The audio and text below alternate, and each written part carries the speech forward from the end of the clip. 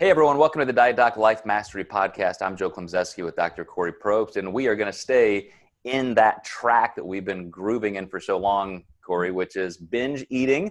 A lot of response, a lot of questions. I know a lot of people are just excited to hear your voice on this topic. And as much as I would like this to not be true, I have clients like anybody else who struggle at different levels with binge eating. And I do what I can. I'm often using some of your information and referring them to you personally, but there are definitely a lot of steps that I have to try and go through to elicit where this is coming from and how to move them along, as do all coaches. But you're going to tell us that there are three main barriers today, and I think this is going to help us help clients. There are three big ones. I wouldn't say that they're the main ones, but they're big ones. And we don't have time, of course, to dive into all of them. But thank you first, Joe, for saying and for recognizing that it's complex and that we really do need to take care in understanding the varied histories of our clients and where they come from and their belief systems and their histories of trauma and all of these different things. And otherwise it's a very nuanced picture. And unless we're willing to ask the questions and have the conversations, we probably never will fully understand what their experiences have been like, but it's important to recognize that no two people are the same in terms of this. But yeah, so let's start. Three big barriers to binge eating recovery. One, Joe, is beliefs. And I'm not going to get into every single belief that can potentially have a negative impact on recovery, but one big one that I see commonly and that can be particularly harmful is the belief that I'm addicted to food. And this is very controversial. So first, I just want to acknowledge again that all of us have varied experiences, and this is not meant at all to undermine the feeling that so many of us can have in being out of control with food. That feels very real. But the research at this point around food addiction it's limited and it's inconclusive at this point. And most of it has been conducted on rats, and we can't necessarily extrapolate that to humans. But a review of the literature found that addictive-like behavior occurred within rats only after experiencing periods of restriction. And this is incredibly important. The rats in these studies were deprived of food for between 12 and 16 hours. And when they were finally given access again, they behaved incredibly frantically. Just in very similar ways to when someone is addicted to drugs, for example. When they were given consistent access to food, though, no such behaviors were seen. When they had consistent access to food and there was no restriction, none of these behaviors were present, which I think is really important to pay attention to. The belief that food addictions are the problem. This is where I feel like we can get into a little bit of trouble. The belief itself can increase our risk for other harmful behaviors, like restriction. We see this. If I'm addicted to food, I'm potentially going to move towards behaviors that have me dieting or cutting out complete food groups, because let's use sugar as an example. If I'm addicted to sugar, I'm going to cut out sugar from my diet completely. And we know from the literature and from the research that restriction, and we'll talk about this too, is another one of the primary barriers to recovering from binge eating. And restriction is a primary driver towards binge eating and feeling like we're addicted to food, feeling like we're out of control around food. Like we've talked about this before, the physiological mechanism being driven towards food when we've been restricting or we've been deprived is very, very strong. So, when we adopt the strategies that are oftentimes recommended for like drug addictions or alcohol addictions, what we're led to is abstinence a lot of times and refraining from consuming certain substances, i.e. food. And it can just create this very negative cascade of effects. It's probably one of the things that makes me happiest about the fact that when I created flexible dieting 25 years ago as a legitimate model, it had nothing to do with that. That was just a nice side effect. It was simply the practicality. I can't eat the same foods all the time. I can't eat that because of my schedule and so forth. But what I hear from clients most often, or just listeners and viewers, is flexible dieting does exactly what you're saying. If I can have that one little treat, if I can work this into my week, and just, everybody has their own little nuances they want to include in creating their own level of structure. But having the flexibility to do that, I think does just de-escalate the amount of internal tension toward that restriction. Yes, it absolutely does. And the literature even shows this. The more we try to not eat something, the more we actually think about that very thing. And that the intensity of the drivenness that we feel and the more we think about it increases. I think we talked in a previous podcast about like what we saw in the Minnesota starvation experiment where I'm laughing. It's not funny. Pretty maniacal, actually. It absolutely is. And you know what? We see this a lot with our physique competitors who are getting deep into their preps, and they're very suppressed in many ways, and they start obsessing about food. They start being very preoccupied. I remember when I was still competing, and it was a conscious effort to not turn on the Food Network. I mean, we joke about this, but it's very, very real. I wouldn't go into the kitchen and bake things and stockpile in my freezer. And I literally many times had to ask others, like, could we please not talk about like bodies and body fat and what we're eating for every freaking meal? Like, this isn't helping. But the point of that is like we naturally do that when we're restricted, and we're not eating certain foods. We are going to talk more about food and the things that we want to consume and all of that. Yeah, and it can be a signal that we probably need to look at what we're doing and or not doing, and maybe make some changes and switches, especially if there is the extreme end, which is physique competition. And people go into that with the understanding that they're going to get to that place and it's going to be uncomfortable. But for the general population who is binge eating and feeling these effects, it's incredibly important to understand that you're not broken.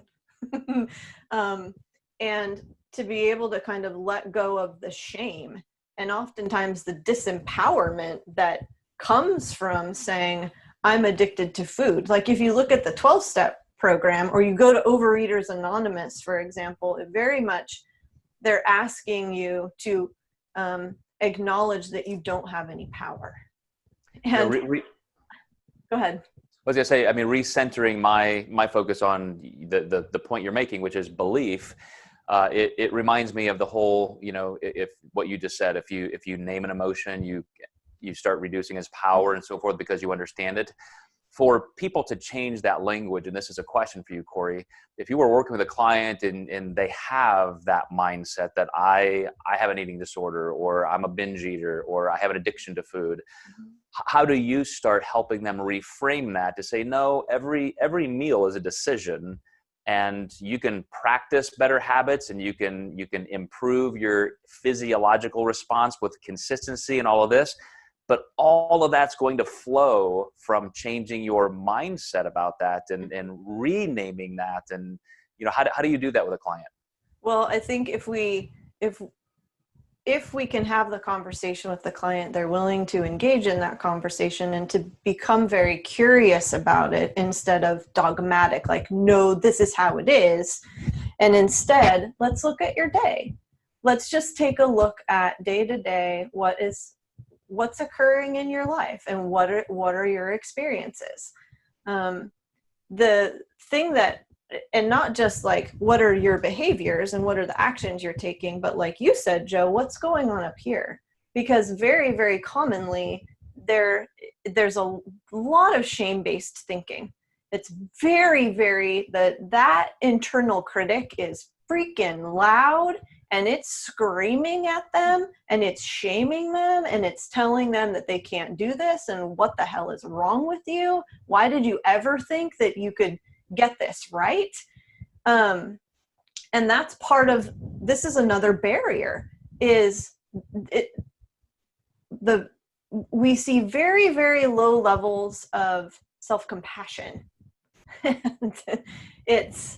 Instead, it's very, very blamey, very, very shamey, incredibly guilt-ridden. The majority of those who I work with, Joe, they also have very low levels of interoceptive awareness. And this goes along with, what's going on up here. I'll talk about the interoceptive awareness in a second, but mindset-wise, what we see among individuals with binge eating tendencies and behaviors going on is this fusion that occurs between the voice, the very, very negative and blamey critic, and believing what that critic is saying. It's like, I can't separate myself at all from the voice and what it's saying. And it's almost like we need to, and I've done this with my clients, write it down. Write down what the voice is saying. Put it in a book. It needs to be outside of you so that you can begin to recognize that that voice is not you. That's not you at all. It's out here. It'll be safe here. It's still harmful, but I don't have to identify with it. So, you asked, Joe, what's one of the things that people can do to begin kind of extracting themselves from this is write down what the voice says. I need to be able to, as I'm going through my day, this is something I'm struggling with, notice and separate the voice from me. Does that make sense? Yeah, and for the record, just hearing you talk about the voices in your head, great context here. Like I'm gonna take this out of context just when I want to commit you to the state hospital. I have multiple voices. But so one more funny aside, you know the TV show, I can't remember the name of it, but where it's got the hormone monster, it's animated, and there's the hormone monster. Okay. No, Well, you just gave me a great idea that we need to pitch to Netflix. These characters, Blamey and Shamey. Like I can just see those. Oh yeah. Blamey and Shamey. Blamey and Shamey. Okay. That's good. Yes, okay. Put a pin in that. I do get your point about writing it down and saying, okay, I can now externalize this. These are the thoughts I'm having. That's always just a great critical step that you often bring up, and I think it's very important. And then how do I begin to institute a friendlier way of being with myself? What is self-compassion actually? And it's plenty of research has been done around this too, Joe, within the eating disorders field, and it's a primary component of healing and recovering from disordered eating.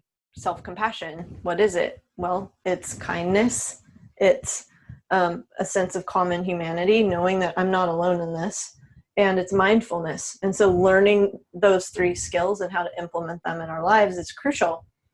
But back to interoceptive awareness. So that's that awareness inside of our bodies. It's kind of a big deal, because without interoceptive awareness, we don't even know what's going on in here. And especially for individuals who maybe come from, chronic dieting, yo-yo dieting, weight cycling. Like I've talked about, I have individuals who've been dieting since they were 5. Oh yeah, they went to Weight Watchers with their mom. Their moms took them there. It's incredible, the stories that you hear. But essentially what we're doing with so many of the traditional diets is we're handing over the knowledge that we have about our bodies to a plan or another person, and they tell us what we feel, and they tell us when we're hungry, and they tell us when it's appropriate to eat or how much to eat. We lose our sense of emotional intelligence and awareness. And our body, we get out of sync and touch with the signals and cues that our bodies give us. So with a lot of clients that I'm working with, they may be journaling their food as opposed to food tracking and, trying to meet certain macros. And it's very much a retraining and relearning how their bodies show them that they're hungry. And there's varied levels of hunger. And, at each level, like, what are you feeling inside of your body? And the same goes for levels of satiety and fullness. With chronic dieters, what we see is we eat when we're really, really hungry, and we stop when we're really, really full. And so hunger and fullness operates on these 2 extremes, because we get into this binge restrict cycle. We binge when we're super, super hungry and can't take it anymore. And then because we're so full, we feel bad. We feel blamed and shamed, and blaming and shaming are there to tell us what the hell is wrong with us. And then we start restricting again and ignoring again our bodies and disconnecting from them. So can I explain? Oh, go ahead. No, well, I was just going to say that we have been trained in so many ways to ignore our bodies and ignore our feelings, whether that's by other people. And I've mentioned this example before. When I was a little girl, I remember this so clearly in my mind, where my blanket, I had a blankie, and I used to like to rub the corner across the bottom of my nose. That was my little, I didn't use a pacifier. It was this. Disappeared. It disappeared.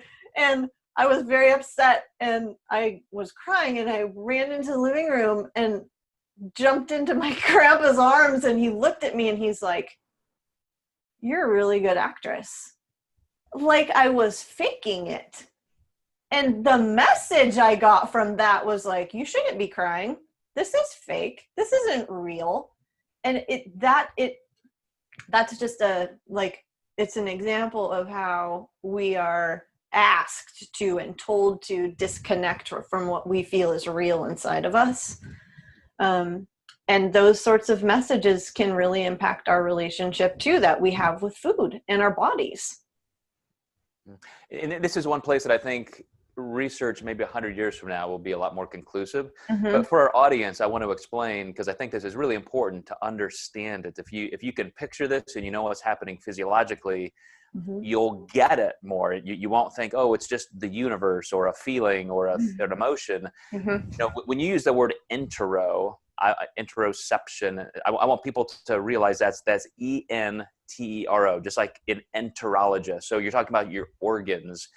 And we know that we have more neurons below our neck than we do in our brain. So there are, you know, some people say, you know, 60 trillion, 100 trillion neurons in your brain. Some people say there are more neurons in your brain, in one brain, than there are stars, but whatever. But there are more than that, like 3 times more around our fecal matter, our organs and so forth. And so those feelings that you're talking about, again, I don't think anybody has really mapped this. We're barely mapping the brain at this point. But those sensations that you do feel, air quotes, through your body that then rise up to the state of an emotional reaction or even an intellectual or behavioral reaction, like that is something you can learn and understand because it's real. It's not just a thought or an emotion. It's true perception within your body. Yes, it's pretty awesome. It's really awesome. And yet it doesn't feel awesome a lot of times, especially if we've learned through the course of our lives that it's not okay, and not to trust it. Right? Yeah. Yeah. You got to learn. And that's what I mean by naming it or understanding it. That, wait a second, this is actually my body telling me something internally that's important. I can choose how I react or respond, but this is something that's not just a thought or emotion or something that I need to, like you said, disconnect from, feel blamey and shamey about. It's just information. It's data coming from your body. You get to decide how you train your brain above your ears to actually, you know, then deal with it. Right. What relationship am I going to have with it? Because with those who struggle with binge eating, it's very much a push. No, this is not okay. Push it away. I'm not feeling this. It's very, I need to avoid it. And with eating disorder recovery, especially like if you're in treatment for it, and you're seeing professionals for it, a lot of times it includes things like yoga and very body-based movement therapies, because it helps us reconnect with our bodies and what's going on in them, and to feel the changes in energy and the cues that they give us and where the tension lies, and helping us to develop a nuanced relationship with our bodies. Because we tend to, with binge eating, we develop a very sort of myopic view of our bodies. They're not okay. They need to change. And also what research shows, Joe, is that by learning to value our bodies as they are right now through self-compassion practices and through these body-oriented movement therapies, you know, we actually move closer to and adopt and engage in more. We improve our health sustaining behaviors because we want to take care of ourselves. It becomes an act of self-care to do these things rather than it being it literally begins to feel imperative. And I know plenty of individuals who I've worked with too, and I'll speak for myself, where it's like when an emotion arises or there's something uncomfortable that happens, it's almost like, oh, like I might start crying right now. Surprise, surprise. It's like, I remember when I didn't allow myself to feel this, like I feel grateful and I feel lucky that like I'm alive. All this means I'm alive. Part of what with my clients, they begin to change and say to themselves is, okay, this belongs, and this belongs. Yeah, I don't need to push this away. This belongs, and this body as it is right now, like this body belongs. And self-compassion is really connected to adopting a wider view and conceptualization of beauty too, which is so important in this work of binge eating recovery, because of all of the cultural messages that we get. And this would be the third barrier to binge eating recovery, which is restriction, Joe, which often happens because we don't see ourselves as okay. Our bodies are not okay. They're not appropriate. They're too big or too fat, or, and they're blaming shaming are here again. Like, you better change. You're not all right. I think it's important to state that, the studies on food addiction, this is really important. The studies on food addiction with humans did not control for dieting. So you may have all of these people in these studies who have dieted, have chronically dieted, who are dieting, and then would it be any surprise that they would feel out of control with food? Studies have shown that 45% of subjects, reported dieting preceded their first binge eating episode. I can relate. That's what prompted you too. Yeah, just severe food restriction. 55% of subjects reported that binge eating preceded their first diet. Interesting, right? So it becomes very cyclical. Yeah, absolutely. We know that one of the primary causes of binge eating is food restriction. Okay, we get that. But it doesn't necessarily mean that it came from dieting. And, we may have grown up with food insecurity. Sure.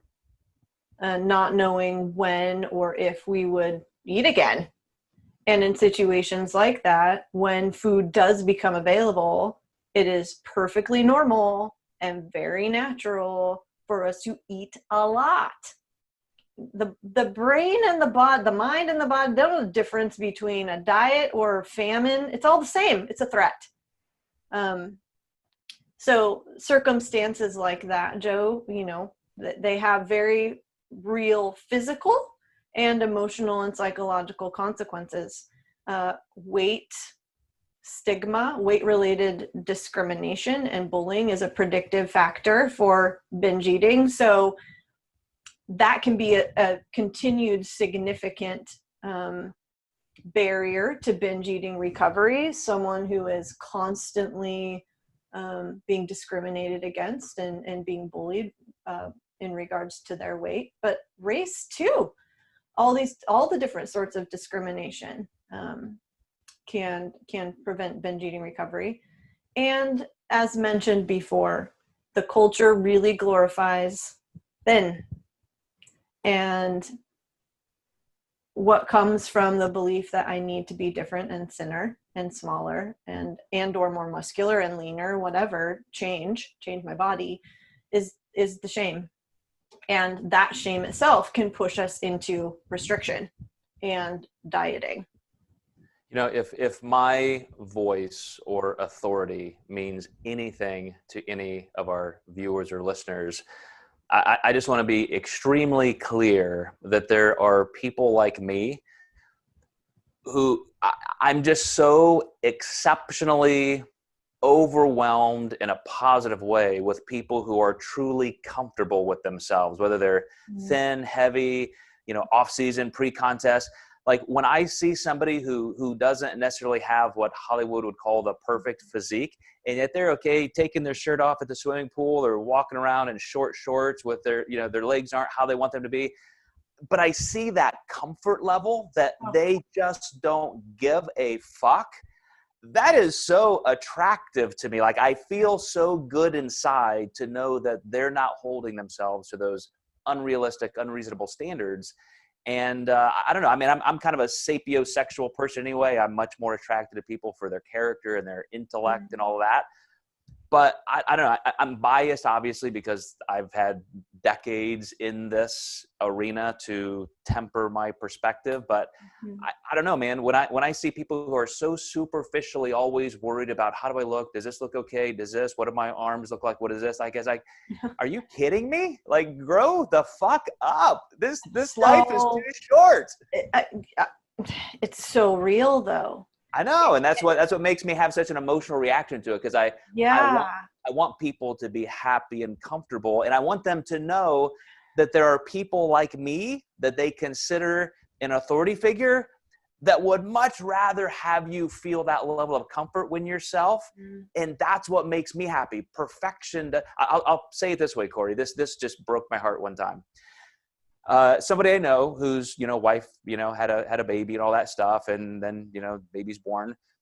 This woman said to her husband, hey, I noticed we've been having a lot more sex lately. And he said, yeah, because you're hot again. Oh. And I'm like, I just wanted to punch that guy in the mouth. Face. Yeah, like what? That's how you view attraction and a relationship with your spouse. Like that thought, it would never cross it doesn't even cross my mind in a day-to-day basis, let alone in that most intimate sense. But dude, But I get it. Yeah, I know. Like for some people, it's there. All of us have internalized weight bias. We do. We don't. All of us have like race bias. And so he was just expressing his. Yeah, but probably didn't even realize that what he was doing. That's the scary thing. Is it is out there everywhere, and no one is realizing how harmful and hurtful it is. And he would be like, "Wait." If we confronted him, I didn't mean anything by it. Yeah, it's like institutional racism. I'm glad you brought up bigotry and racism. It's just in the fabric of society, and that's just what we believe. It goes back to your first point. It's what we believe. It's in me. As much as I would like to say, no, I don't have any of that. Like, it's in all of us. We need to take a closer look. It's there. We can't avoid it. Whole other big conversation, Joe, that we could get into on that front. Just what I notice on a daily basis from myself, and I'm, oh my God, like there it is again. There's another layer of the onion that I need to unpeel and take a look at. And it's big, deep stuff. Well, Kori, thank you so much for this. And I know we're going to keep just digging into those deeper layers of this. So I really appreciate that you are taking this as a huge interest. Obviously, it has been forever, but your interest is to make sure you're getting this information to people. And I think it's going to help so many. So for you guys watching, listening, please share this with people that you think has that propensity toward feeling uncomfortable with binge eating, confronting it, understanding those internal voices. Kori, thanks so much. Yeah, thank you. Thanks, guys. And guys, we will see you next time in the Life Mastery Podcast.